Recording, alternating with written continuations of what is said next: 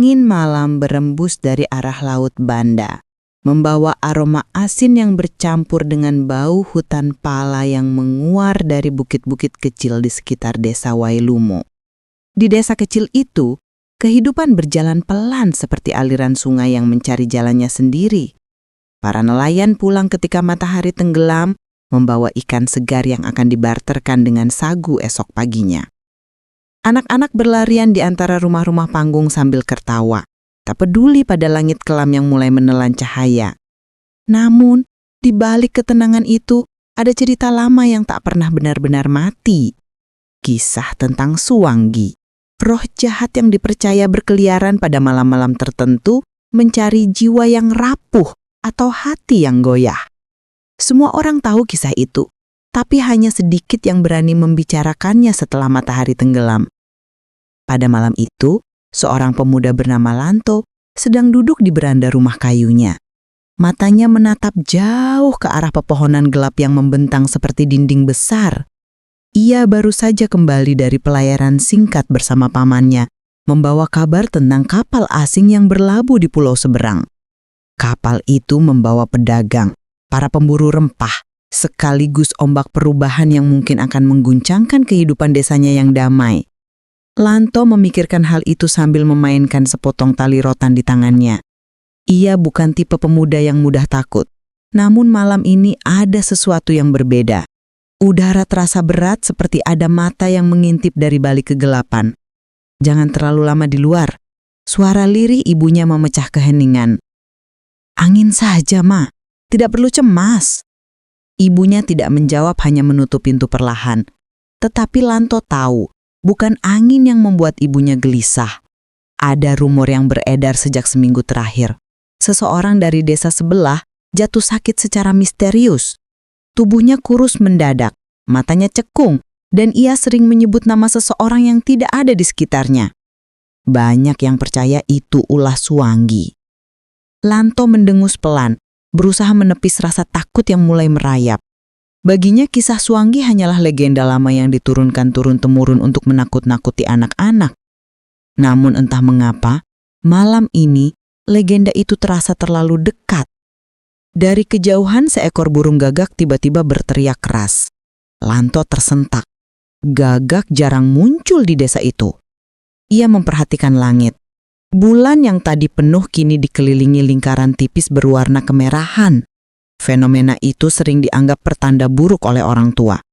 Beberapa langkah dari rumahnya seorang lelaki tua muncul berjalan perlahan sambil membawa lentera.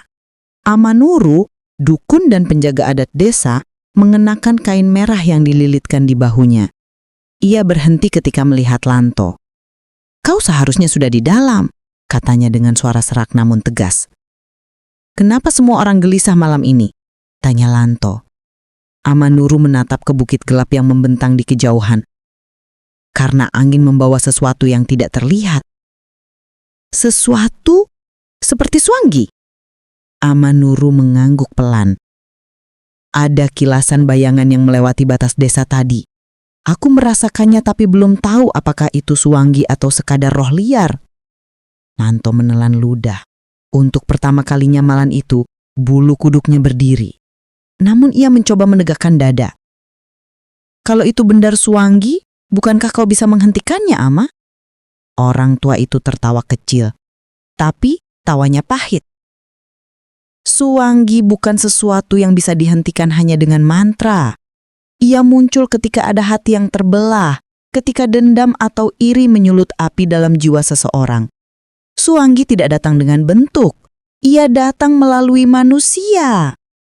Ucapan itu membuat dada Lanto mengencang. "Siapa yang kau curigai?" bisiknya. Amanuru tidak menjawab. Ia hanya meletakkan tangannya di bahu Lanto dan berkata, "Berhati-hatilah, Suwanggi bisa berada di sekitar kita tanpa kita sadari." Kemudian lelaki itu pergi meninggalkan Lanto sendirian dengan seluruh kegelisahan yang tidak ia minta. Malam semakin pekat. Di balik hutan pala, seekor anjing menggonggong panjang. Lanto perlahan masuk ke rumah, tetapi sebelum menutup pintu ia sempat melihat sesuatu bergerak cepat di antara pepohonan. terlalu cepat untuk manusia, terlalu besar untuk hewan biasa. Dan untuk pertama kalinya dalam hidupnya, Lanto merasakan sesuatu yang belum pernah ia rasakan. Ketakutan yang tidak bisa dijelaskan. Pagi datang dengan langkah pelan, membawa cahaya matahari yang menembus sela-sela pepohonan pala. Namun, ketenangan itu tidak mampu menghapus bayangan yang tertinggal dari malam sebelumnya. Desa Wailumo tampak sama seperti biasanya. Anak-anak menimba air, para perempuan menjemur sagu, dan para lelaki memperbaiki perahu. Tetapi ada sesuatu yang ganjil. Bisik-bisik mengikuti kemanapun Lanto melangkah. Setiap tatapan terasa lebih lama dari biasanya. Setiap orang yang ia sapa menjawab dengan senyum kaku, seperti menyembunyikan sesuatu yang lebih besar. Lanto mencoba mengabaikannya. Ia membawa keranjang bambu menuju dermaga untuk menjemput pamannya, Tuan Nuru, yang baru kembali dari pasar di pulau seberang. Namun sebelum ia sempat menuruni jalan setapak, seorang perempuan muda berlari ke arahnya. Wajahnya pucat dan nafasnya memburu. "Lanto, cepat, kau harus lihat ini." Ia mengenali perempuan itu sebagai Lina, sahabat masa kecilnya yang kini tinggal di rumah paling dekat dengan hutan pala. "Ada apa?" tanya Lanto merasakan jantungnya berdegup tidak wajar. "Ini tentang orang sakit dari desa sebelah. Mereka membawa keluarganya kemari tadi malam," jawab Lina, suaranya bergetar. "Ia bilang ingin bertemu Amanuru, tapi sekarang keadaannya memburuk." Lanto mengikuti Lina menembus jalan setapak yang menuju rumah adat desa. Di depan rumah panggung besar itu sudah berkumpul sejumlah warga. Beberapa tampak berdoa, sebagian lagi berdiri dengan wajah pucat. Di tengah ruangan, seorang lelaki muda terbaring di atas tikar. Tubuhnya kurus seperti baru saja menghilangkan setengah beratnya dalam semalam. Matanya cekung, hampir seperti tengkorak, dan bibirnya kering. Ketika ia bernafas, terdengar suara yang tidak wajar, seperti angin yang tertahan di dalam rongga dada. Amanuru duduk di sampingnya, memegang sebuah mangkuk berisi daun-daunan. "Ini lebih buruk daripada yang kuduga," gumamnya. Lanto menelan ludah. Apa ini ulah Suwangi? Para warga menahan nafas menunggu jawaban. Amanuru mengangguk pelan. "Ya, tanda-tandanya jelas. Tubuhnya terkuras dari dalam, seperti ada sesuatu yang menghisap kekuatannya." Lina memucat. Beberapa perempuan menutup mulutnya, menahan teriakan. Lelaki sakit itu tiba-tiba menggerakkan jarinya dan menunjuk ke arah Lanto. Semua mata mengikuti arah telunjuknya. Lanto terpaku. "Apa maksudnya?" Amanuru memegang tangan lelaki itu. "Apa kau mengenal pemuda ini?" Lelaki itu membuka mulut dengan susah payah. Suara yang keluar terdengar serak dan patah-patah. Sama tadi malam ada bayangan, bentuknya sama." Seketika ruangan itu dipenuhi bisik-bisik. Ada yang langsung menjauh dari Lanto, ada yang menatapnya dengan ketakutan. "Apa maksudnya?" teriak Lanto panik. Amanuru mengangkat tangannya, menenangkan suasana. Namun kata-kata itu tidak cukup untuk menghentikan kecemasan warga. Lina mendekat dan berbisik. "Lanto, apa kamu melihat sesuatu semalam?" Lanto mengangguk pelan. "Iya, aku melihat sesuatu bergerak di hutan." Lina menatapnya lama. Mungkin itu yang dilihat lelaki ini juga. Sebelum Lanto sempat menjawab, lelaki sakit itu menjerit keras. Tubuhnya melengkung ke atas, matanya membelalak. Amanuru bergegas menempelkan telapak tangannya ke dadanya sambil melantunkan mantra dalam bahasa kuno. Namun semakin lama, semakin jelas bahwa mantra itu tak mampu menahan sesuatu yang sedang memaksanya keluar dari tubuh lelaki itu. Tiba-tiba, ruangan menjadi dingin. Nafas para warga terlihat seperti uap.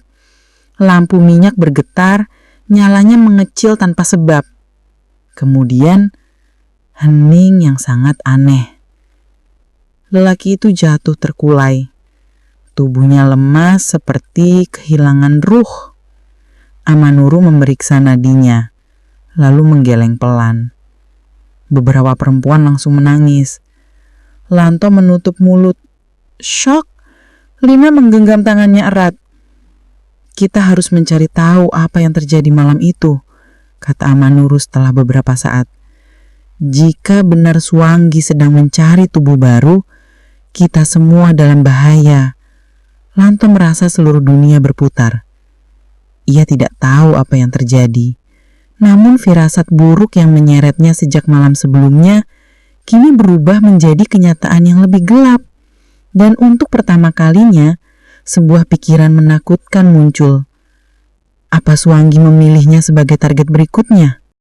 Angin sore bertiup pelan melewati desa Wailumo. Namun bagi Lanto, hembusan itu terasa menusuk dan penuh tekanan. Kematian lelaki dari desa seberang menjadi berita besar. Dalam beberapa jam saja, ketakutan menjalar seperti api kering di musim kemarau. Dan nama Lanto mulai disebut-sebut, tersebar lewat bisikan yang tidak pernah benar-benar berhenti. Beberapa orang menjauh setiap kali ia berjalan melewati halaman rumah. Anak-anak diseret oleh ibu-ibu mereka ketika Lanto menatap ke arah mereka. Ia tidak menyalahkan siapapun, tetapi rasa terasing itu menggigit hatinya. Lina adalah satu-satunya orang yang berdiri di sisinya. Namun karena itu pula, ia mulai mendapat tatapan tidak enak dari warga. Kau tidak boleh sendirian sekarang, kata Lina Ore itu saat mereka duduk di bawah pohon sagu di pinggir desa. Kalau Suanggi benar sedang mencari tubuh baru, bisa saja ia mengintaimu.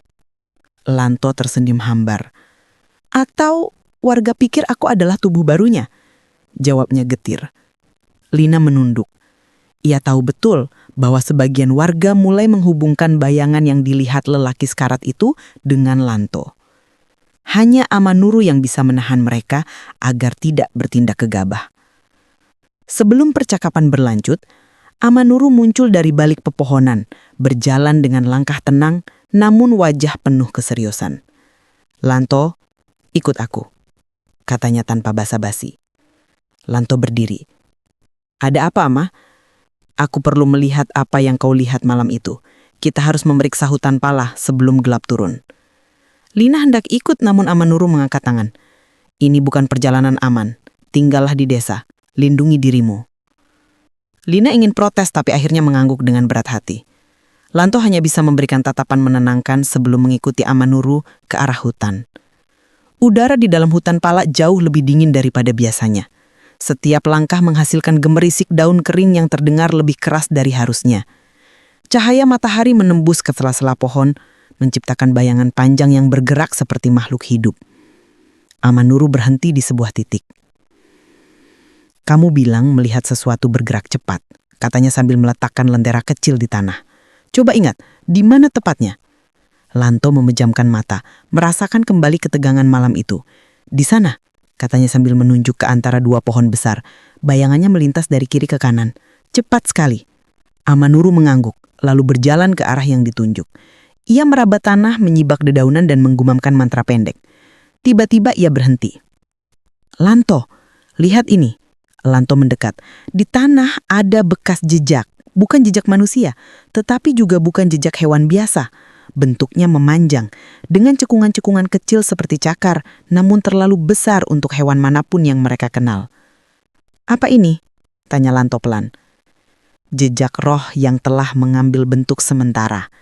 Ini bukan bentuk aslinya.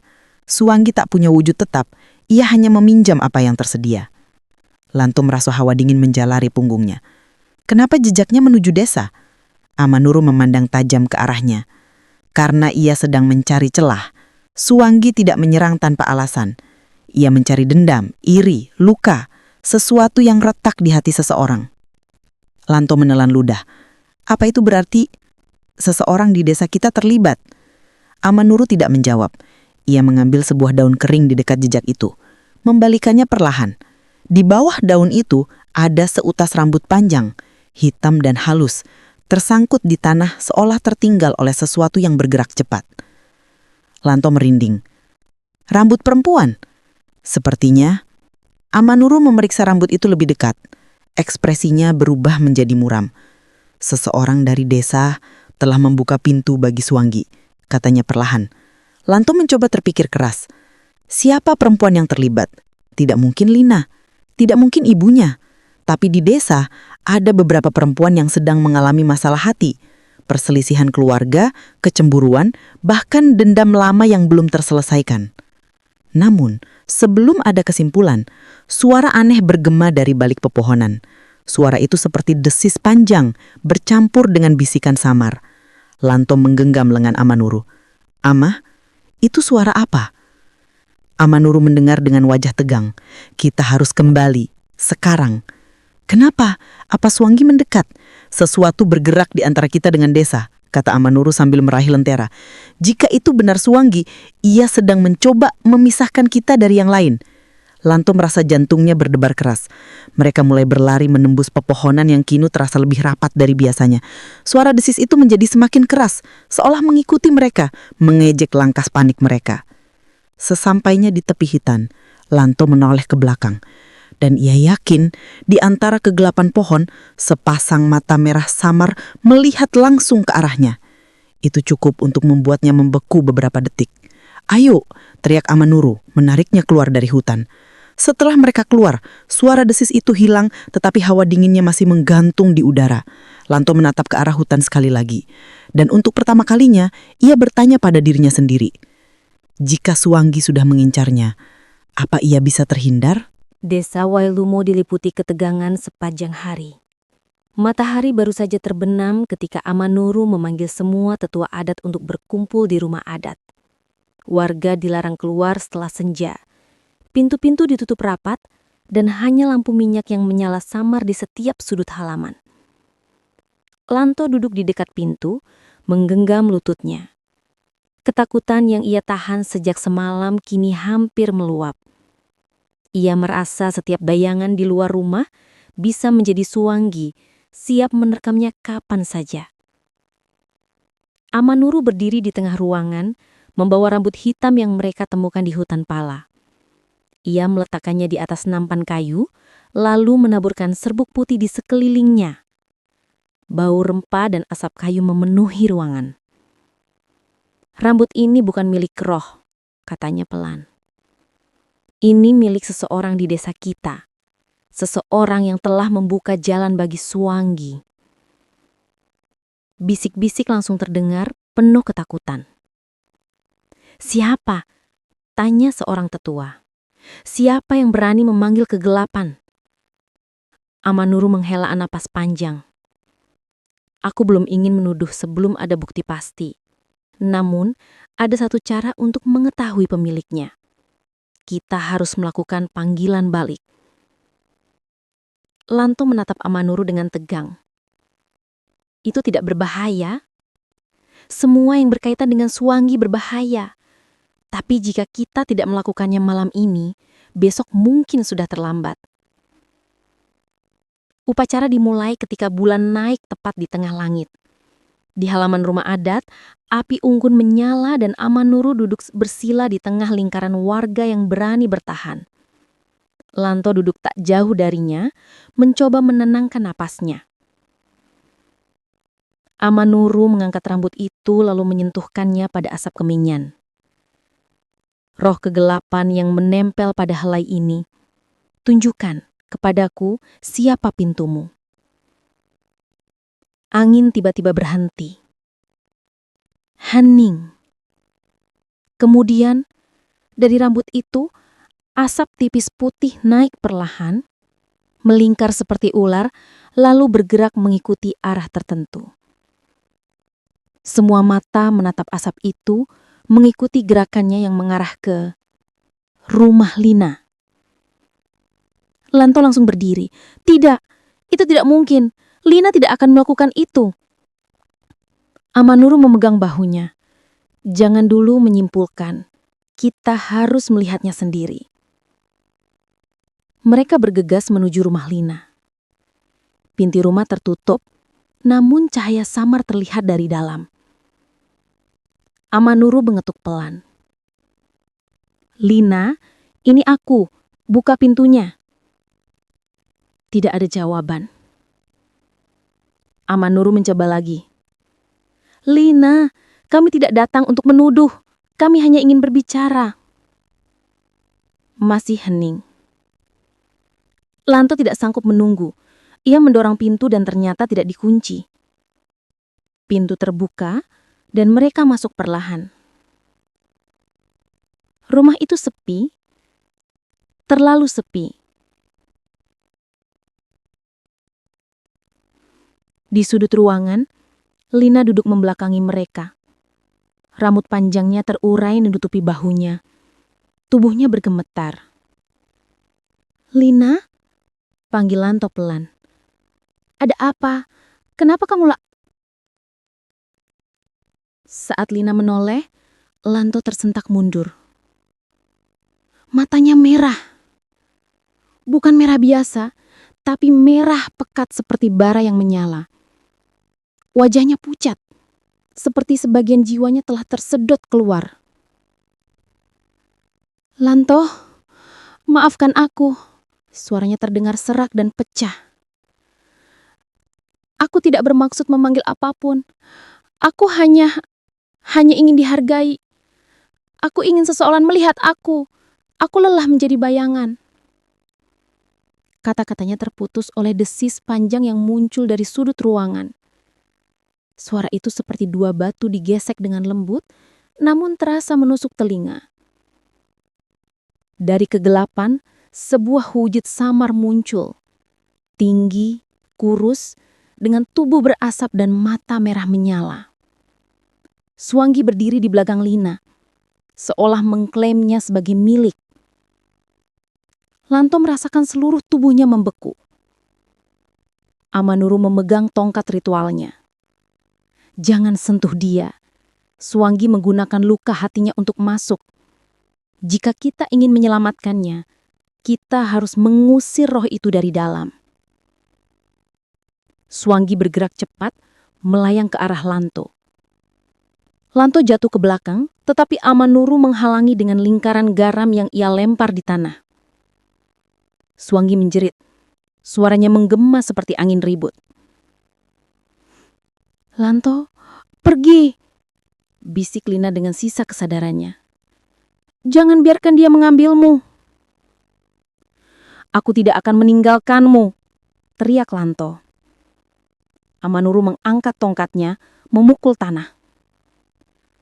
Cahaya merah keluar dari ujung tongkat, menghantam Suanggi. Suanggi mundur, melengking, namun belum hilang. "Pegang dia!" seru Amanuru. Lanto menahan tubuh Lina yang bergetar keras. Amanuru melantunkan mantra panjang, setiap kata seperti palu yang menghantam udara. Suanggi mulai memudar, tetapi melawan dengan kekuatan besar. Tiba-tiba cahaya dari tongkat Amanuru meledak, menerangi seluruh ruangan. Suanggi menjerit panjang, lalu hilang seperti asap tertiup angin. Lina jatuh pingsan di pelukan Lanto. Amanuru terengah-engah. Belum selesai. Suanggi akan kembali kalau pintunya tidak ditutup. Lanto memandang Lina dengan mata penuh air mata. "Bagaimana menutup pintunya?" Amanuru memandang bulan di luar jendela. "Dengan mengobati luka yang membukanya." Lanto menggenggam tangan Lina. Dan malam itu, ia bersumpah tidak akan membiarkan kegelapan mengambil satu orang lagi.